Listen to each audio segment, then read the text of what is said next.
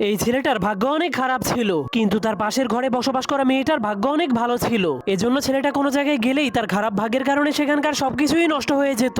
কিন্তু সেই মেয়েটা কোনো বিপজ্জনক কাজ করতে গেলেও তার ভালো ভাগ্য তাকে সবসময় বাঁচিয়ে দিত।